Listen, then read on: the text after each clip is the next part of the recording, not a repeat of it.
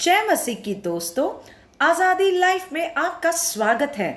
Word of encouragement by pastor दया।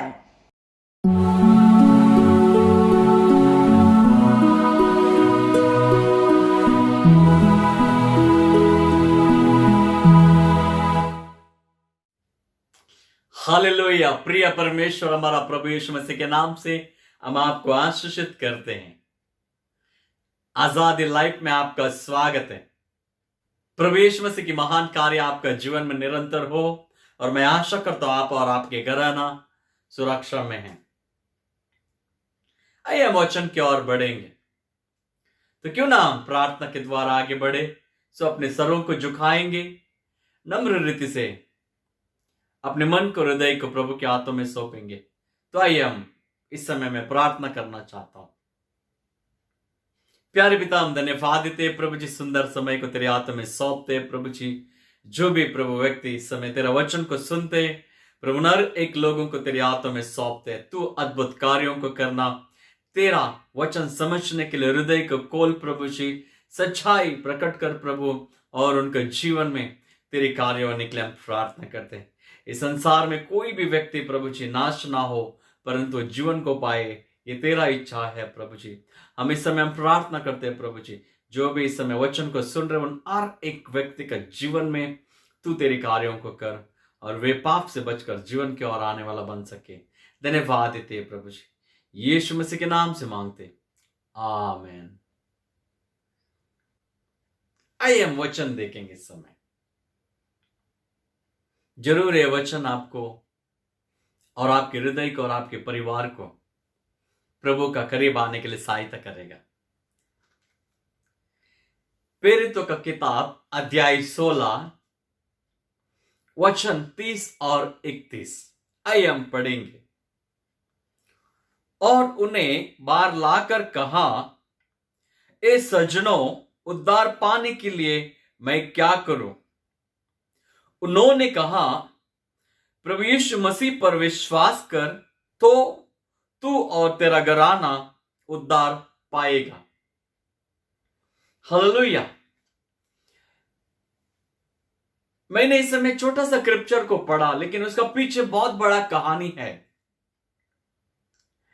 एक परिवार को उद्धार देने के लिए किस तरह उस संघर्ष से आना पड़ा परमेश्वर का जन को, और वहां पर किस तरह प्रभु ने उस जगह पे उद्धार को लेकर, इस बात को मैं सारांश में छोटी बातों में आपको बताना चाहता हूं। इस समय मेरे प्रियजनों, जब भी प्रभु का सुसमाचार को बांटा जा रहा था, उस समय प्रभु का चिन्ह और चमत्कार भी हो रहा था। लोगों ने उस व्यक्ति को, यानी कि पौलुस और सिलूस को उठाकर लेके आकर जेल में डाला। जेल में ऐसा नहीं डाला अच्छा है मजे से रह सकते, नहीं। वो बहुत छोटा जेल था, उनका हाथ और पैर में जंजीर था, वो ठीक से खड़े नहीं हो पा रहे थे, वहां पर कोई उजाला भी नहीं था। और बाइबल बताता है उनके शरीर में बहुत से घाव थे, इसका मतलब बहुत मार को भी उन्होंने खाए रहेंगे। लेकिन रात के समय पौलुस और सिलूस उस दर्द को ना देखा, उस पीड़ा को नहीं देखा, उस तकलीफ को नहीं देखा, उस परेशानी में भी दुख का मतलब उनके जीवन में जो शारीरिक रीति से जो उनका शरीर में, अंग में जो घाव था, लोगों ने जो मारा उन्हें, वो उस चीज को नहीं देखे। लेकिन वहां पर जीवित परमेश्वर यीशु मसीह को उन्होंने आराधना किया, महिमा किया, और यीशु का वचन को वहां पर प्रार्थना के द्वारा घोषणा किया। मेरे प्रियजनों, एक अंधेरी रात, पूरा आइडोल था। हर एक कैदी जेल में ध्यान से उनके गीतों को सुन रहे थे। उस समय अचानक जेल में एक भूकंप आया। ये मैं नहीं कह रहा हूं, लेकिन बाइबल साफ साफ बताता है। उस भूकंप में किसी भी व्यक्ति को कोई भी हानि नहीं हुआ, लेकिन उस भूकंप में जेल का नींव हिल गया, दीवार गिर गया। लेकिन कैदी लोगों का जो हाथों में और पैर में जो जंजीरें बांधा था, वो अलौकिक रीति से वो खुल गया और सभी लोग आजाद हो गए उस जगह पे। लेकिन इस चीज को जब जेलर ने देखा और सुना तो जेलर चाकू को लेकर अपने आप को काट के मारना चाहता था। उस समय पौलुस जोर से आवाज देकर कहता है, यहां से कोई भी व्यक्ति भागकर बाहर नहीं गया है, सभी लोग यहां पर है, तो अपने आप को आनी मत करना। मेरे प्रिय सुनो, मैं आपको यह भी बताना चाहता हूं, पौलुस का सामने जेलर नहीं था, जेलर बहुत दूर था। फिर भी पौलुस परमेश्वर की आत्मा के द्वारा आत्मा में समझकर जेलर को जोर से आवाज देकर कहता है। देखिए कितना परमेश्वर अपने लोगों से प्रेम करता है। एक व्यक्ति उस जगह पे अपने आप को मारना चाहता था, क्योंकि उस जेल में ऐसा एक भयानक चीज हुआ जो अलौकिक रीति से। लेकिन यहां पर हम देखते हैं वो जेलर कांपते हुए, डरते हुए पौलुस और सिलुस के पास आते, इन्हें बाहर लेके आता है और उनका और गिर कर कहता है, मुझे उद्धार पाने के लिए क्या करना पड़ेगा। और पौलुस और सिलुस का मुंह से एक ही शब्द आता है, यीशु मसीह पर विश्वास कर और तू और तेरा घराना उद्धार पाएगा। कितनी अच्छी बात है मेरे प्रियजनों। वो एक अधिकारी था जिसके पास सारे पावर था। हम देखते हैं जेल के अंदर जिस जगह पे उन्हें बांधा गया था वो जंजीर से बांधा गया था और जेल पूरा एकदम सुरक्षित लॉक था। उसके अलावा उनको जो मारा गया है, जो पावर से, एक अधिकार में जो पावर में रहता है, जब तक फैसला मालूम नहीं पड़ते तब सच्चाई उगालवाने के लिए बहुत मारते पीटते। उसी तरह पौलुस और सिलुस को भी बहुत मारा रहेगा, तुम लोग क्या करते हैं पूछने के लिए। लेकिन यहां पर हम देखते हैं जब वहां पर परमेश्वर का उपस्थिति आया, एक अधिकारी व्यक्ति वो अधिकार को भूल गया। उस जगह पे वो कौन सा पदवी में था वो भी भूल गया। पौलुस और सिलुस को वहां से बाहर लेके आकर उनसे पूछता है, मुझे उद्धार पाने के लिए क्या करना पड़ेगा। हालेलुया। क्योंकि उन्होंने अपने जीवन की उस स्थान को, उस मंच को ध्यान नहीं रखा। मैं कौन हूं, मैं कैसा हूं। उस समय उन्हें मालूम पड़ा अगर कोई इस धरती पे है, मानव जाति को उद्धार दे सकता है, जीवन को अच्छा कर सकता है, वो केवल प्रभु यीशु मसीह है। अगर यीशु मसीह को मुझे ग्रहण करना है, मुझे क्या करना चाहिए, इस समय मुझे वो पूछना चाहिए। उसके अलावा मेरा हाथों में कुछ नहीं है। मेरे प्रिय सुनो, मैं आपसे इस समय कहना चाहता हूं, हो सकता है आपका उद्धार हुआ है। क्या आपका घराना का उद्धार हुआ है? आपका परिवार को सुसमाचार दिया है? आपका परिवार को बचाने के लिए आपने थोड़ा भी प्रयास किया है? पौलुस साफ साफ कहता है, प्रभु यीशु मसीह पर विश्वास करो, तुम और तुम्हारा घराना उद्धार पाएगा। हमें जीवन देने के लिए, हमें बचाने के लिए, हमारा जीवन में जिंदगी देने के लिए प्रभु यीशु मसीह उस कलवारी क्रूस पर आपके लिए और मेरे लिए बलिदान हुआ। मेरे प्रिय सुनो, हमारे दंड के लिए उसे घायल किया गया है, हमारे पापों के लिए उसने अपने लहू को बहाया, और हमें जीवन देने के लिए वो मसीह सूली पर चढ़ा। मेरे प्रिय सुनो, कितना अनोखा प्यार है प्रभु का। मेरे प्रिय सुनो, आपको जिंदगी देने के लिए, मुझे जिंदगी देने के लिए प्रभु यीशु मसीह उस कलवारी क्रूस पर अपने आप को देने से भी वो इनकार नहीं किया, अपने आप को हमारे लिए दे दिया। एक और बात मैं आपको कहना चाहता हूं, जेलर ने अपनी पदवी को नहीं देखा, अपने पोस्ट को नहीं देखा। जेलर के पास अधिकार था ताड़ना देना, गलती को देखकर उन्हें सजा देना।